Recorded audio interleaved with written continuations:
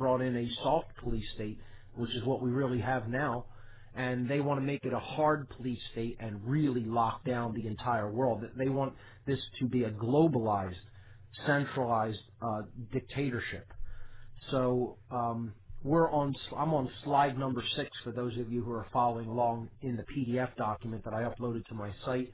Hopefully my server, I just went to a new server, and hopefully it is handling the load of people downloading the presentation for those who did go up there and try to retrieve it. So slide number 6 shows basically the Earth with a cage around it, locked down with a master lock. And that's basically the kind of world that these dominators want to achieve, that they want to bring into manifestation. What I told the audience the other night, and what I'll say again here tonight, is that the presentation I'm about to give is the master key to that lock. This is the key to the understanding that is herein contained is actually the key to unlock that gate and to free this world. If only we essentially come to that knowledge of our own accord and our own free will. And what I basically told the audience is that I can never get you to, I can't forcibly make you understand this. You have to receive it. But I wanted to establish that this isn't my belief system. This is stuff that is inherently existing in the universe, and we'll talk about that as we go forward. Actually, we'll talk about it right now, because the next section, the first section, I gave this presentation in 13 sections, which is kind of a symbolic number. So section number 1 was definitions, to establish basic foundations for the language as we go forward in the presentation. So what is natural law? You know, we have to establish what the word natural means and what the word law means in the context that we're of the ideas that we're talking about. So I defined natural as inherent, and that means having a basis in nature, reality, and truth. Okay? Its basis is in nature, in the natural world. It is not made or caused by humankind. Non-man-made, in other words. Man didn't make this up. It is self-existing. Okay? And law, I defined as an existing condition which is binding and immutable. Binding means that it has an effect on you, whether you accept it, know about it, believe in it, doesn't matter. You are bound by it. There are conditions in the world. Laws are conditions that are existing in the world that you are bound by when we're talking about natural laws, okay? And they are immutable. They cannot be changed simply by wishing them away or not wanting them to be there. They are, period, okay? So that's natural law then, is existing conditions which are binding and immutable and have a basis in nature, reality, and truth that are not caused by humankind. That's what natural law is. The historical significance of natural law I briefly touched on, and this was touched on by the host, Fernando, earlier actually. So he read a bit from the Declaration of Independence, and this was also in my lecture. So the historical significance of natural law was section number 2. If you're following along, we're now on slide 10, and moving to slide 11, I talked about natural law in the foundations of America in particular. Could have mentioned it in other societies, but since this is where we live, I wanted to help people to get an appreciation that the founders of this country had a deep knowledge of natural law. They didn't always adhere to it as well as they should have or could have, but they did possess an understanding of it that they attempted to enshrine in the founding documents of this country. So I'll read a little bit from the Declaration of Independence to show how they incorporated the concept of natural law into it. When, in the course of human events, it becomes necessary for one people to dissolve the political bands which have connected them with another, and to assume among the powers of the earth the separate and equal station to which the laws of nature and of nature's God entitle them, a decent respect to the opinions of mankind requires that they should declare the causes which impel them to the separation. Okay? So In the first paragraph of the Declaration of Independence, natural law is mentioned. The laws of nature and of nature's God. Nature's God. Okay? The founding fathers of this country were deists. They weren't religionists. They were deists. They knew that there was a force of creation or a creator. And they knew that that was the force that basically created nature, the natural world. And that there are laws that nature is governed by, and that humanity is bound to those laws whether they like it or not. So they put that in the very first paragraph of the Declaration of Independence. Okay? Moving on to slide 12.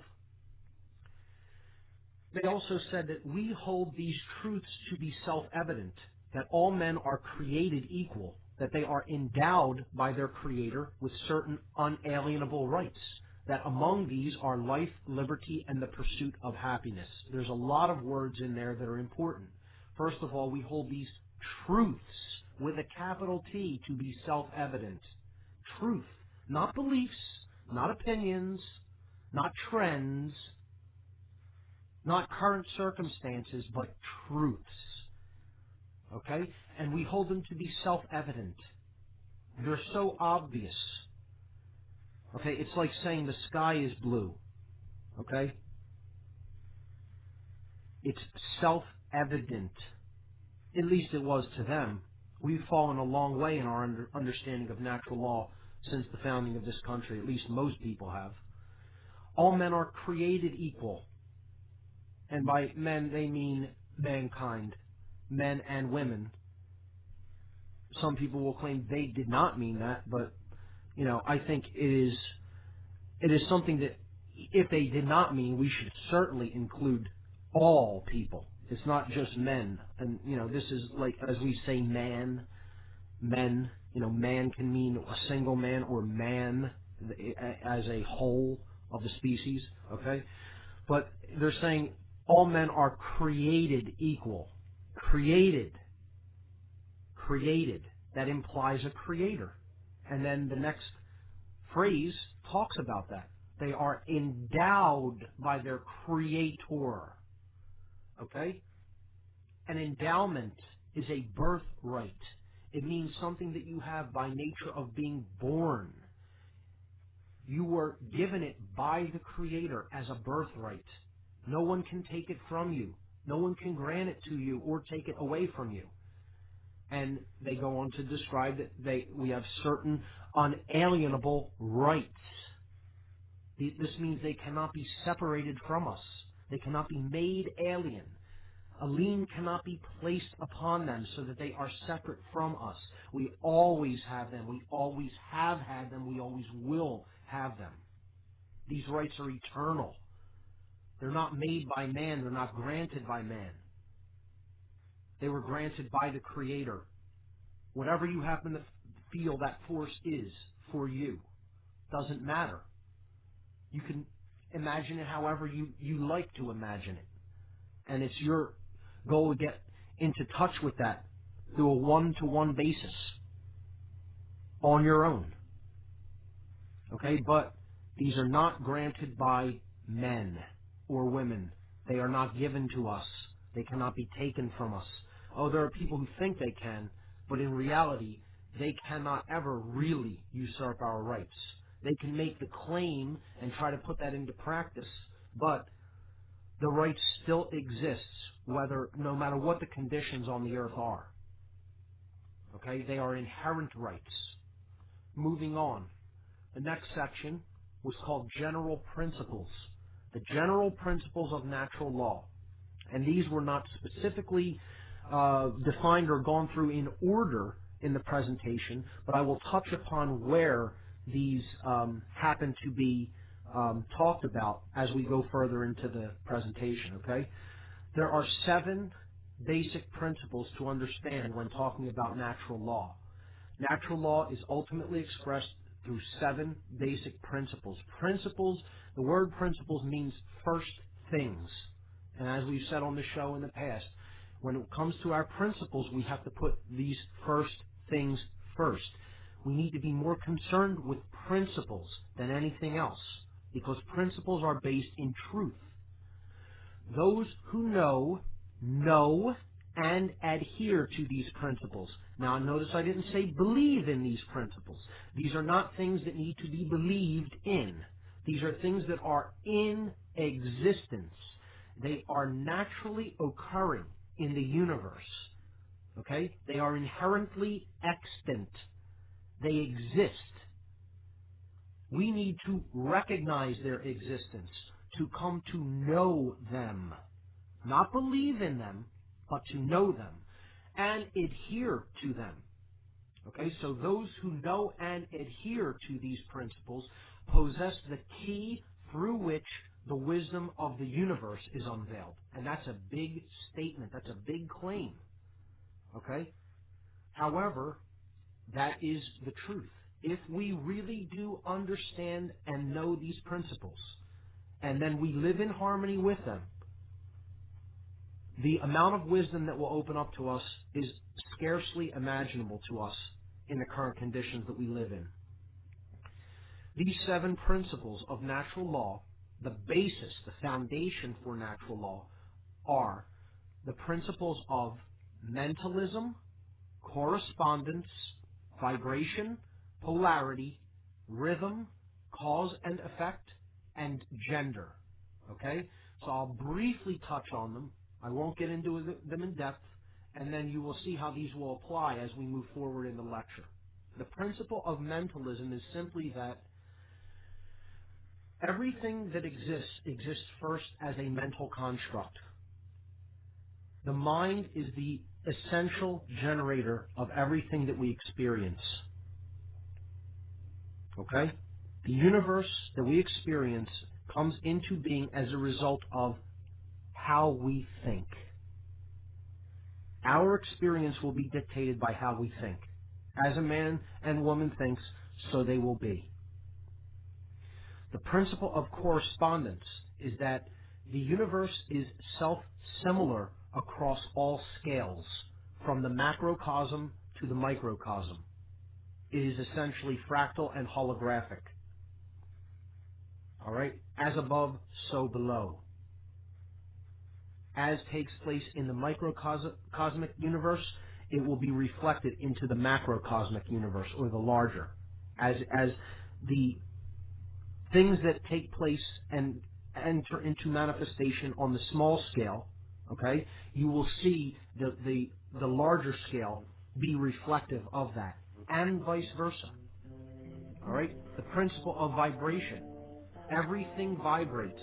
Nothing rests. Everything is composed of vibratory energy. I hear our break music coming up. Stay tuned. Coming up to another break.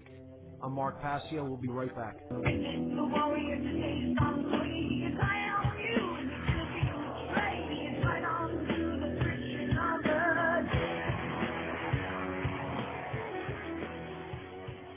Okay, we're back on What on Earth is Happening. I'm your host, Mark Passio. The website is whatonearthishappening.com. The network is the intelhubnewsnetwork.com. So, we were talking about the general principles of natural law. The principles of mentalism, correspondence, vibration, polarity, rhythm, cause and effect, and gender. And some of you may know these as the Hermetic principles, and indeed they are. But these are the principles that govern natural law. I was talking about the principle of vibration. This is that everything in the universe is essentially composed of vibratory energy. And we can employ different vibrational states to change what we experience. The principle of polarity.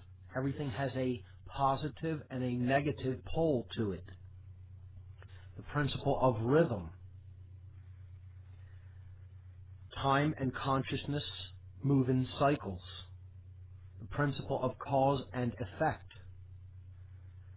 Effect invariably follows cause.